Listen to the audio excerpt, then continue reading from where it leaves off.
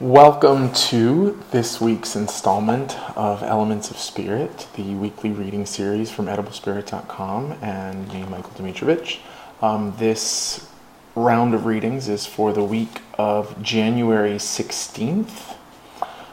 These readings are through the elements, so this reading will be the reading for ether, for the element of ether, which is sort of the space within which the other elements of earth, air, water, and fire are vibrating, but also that space which permeates between all of them. So the idea is that the ether reading will give you a sense of the space that we find ourselves in this week, and then you can go to your individual signs that are associated with your astrological signs. You can check the description for a listing of all of those signs, and you will watch the video that is associated with your astrological sign for insight into how to work with the element, with your primary element. You can listen to all of them and find out how to work with, your earth, air, water, and fire, or just listen to the one that suits you most. So without further ado, we check in for the ether reading. Yeah, cool. So it's a very militant kind of image this week. I see, no surprise here, I see marches. And specifically this giant big shield, which is around the guts, around the solar plexus, and a big team of people walking, marching behind, and there's also gigantic, ginormous flaming sword, which shows up here. This is a symbol from one of my, favorite homies, one of my favorite guides, Archangel Michael, my namesake as well. He's been coming up a lot, in my life, and in this moment and in sessions with clients recently, he's thought of as the king of the angels, but in this case, let's forget about angels. We don't have to talk about archangels if that makes you uncomfortable. If it doesn't, write me, and we can talk more. But for now, know that he represents truth and fighting for the truth and being a warrior for the truth. And it's interesting because he's not showing this, because this is ether. It's interesting. It's like this is a very specific image that is coming through the ether. It's saying that there is going to be a lot of marching and demonstrating and even battles going on this week. Battles and wars. We're in many wars, having lots of different battles. But the protection is around the solar plexus as opposed to the heart. Normally like I'll see a breastplate or a heart shield, to protect what really matters to you.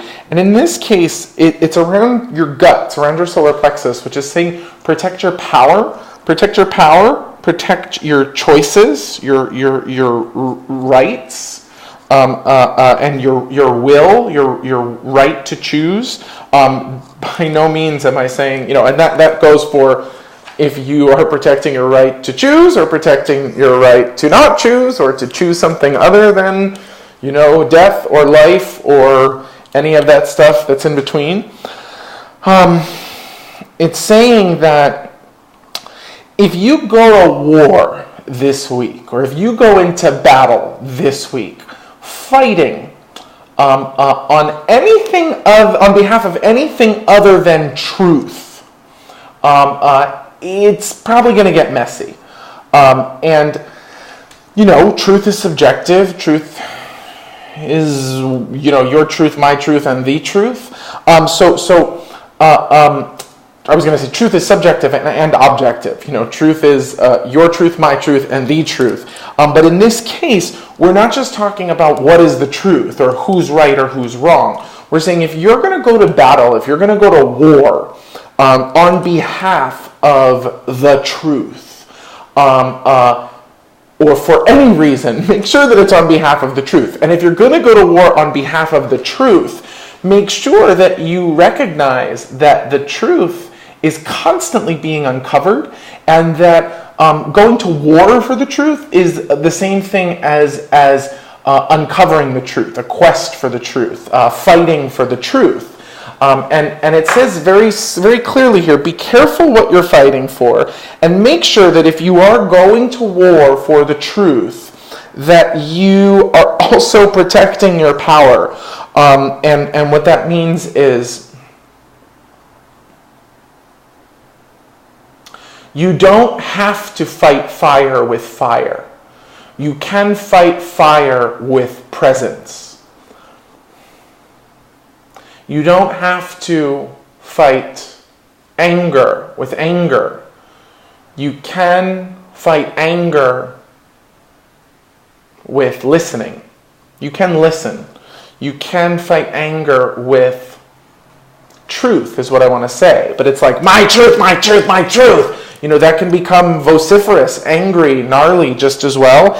And this is saying, like, Archangel Michael, big-ass sword, saying, by all means, go to war for the truth. Go to battle for the truth. Step up and fight for the truth. Just make sure that you know what you're fighting for. And make sure that you know where your power comes from. That's really cool. So what this is really saying is that your power comes from the truth. So fight for the truth. Be careful that you're not fighting for power. Okay? So it's like, I'm fighting for power because I feel powerless, or I feel my power is being taken away, or has been taken away. You can't tell someone who feels powerless that their power has not been taken away. But even if you fight for power, that doesn't mean that it's true power. Even if you fight to get back the power which has been taken from you, it doesn't mean you're fighting on behalf of the truth. So the message that I hear, I was like, ooh, I can't say that, but the message here is that sometimes the fight for power is just plain wrong because it's based on lies. It's based on delusions. Okay, and again, but that doesn't stop you or whomever you're fighting with or whomever you're fighting against from being wrong about what they're fighting for. So the idea here is to remember truth first, then fight. Know what the truth is, know what your truth is, and then go to battle for it. Because in the end, your side versus my side, clang, clang, clang, clang, clang, my side, your side, whose side, whatever, clang, clang, clang, clang, clang. Theoretically, the truth, my truth, your truth, but, the truth should prevail. And I would love to say, don't fight, but it doesn't work that way. That's not where we're at right now. If you feel your power is being taken away from you, you might have to fight for it to get it back. If someone else feels like their power is being taken away or has been taken away, they are most likely going to fight for it as well. And that's what's interesting about Archangel Michael. He's like a amazing angel, archangel, so high in all of the mythology in the Bible and all of this, king of the angels, so close to God, so pure, so good, so loving, right? So loving. Yeah, but he'll cut a bitch. He's got a big ass flaming sword. So it's okay to be a warrior. There's also other traditions. In the Bhagavad Gita, right? Arjuna is a warrior and Krishna is his charioteer. And Arjuna is like, I don't want to fight. And he's like, but you're a fighter, so fight. Do your dharma. And in this case, Archangel Michael is like, yeah, sometimes you have to fight. Sometimes you have to fight, but fight for the truth. And his sword is, razor thin, so sharp, right? Central channel, sharp. That's what he's fighting with, and that's what he's fighting for. Truth is the weapon, truth is the battle, truth is the victor. That sounds like an affirmation to me. Truth is the weapon. Truth is the battle. Truth is the victor. Interesting. Cool. Well, we'll hang on to that. So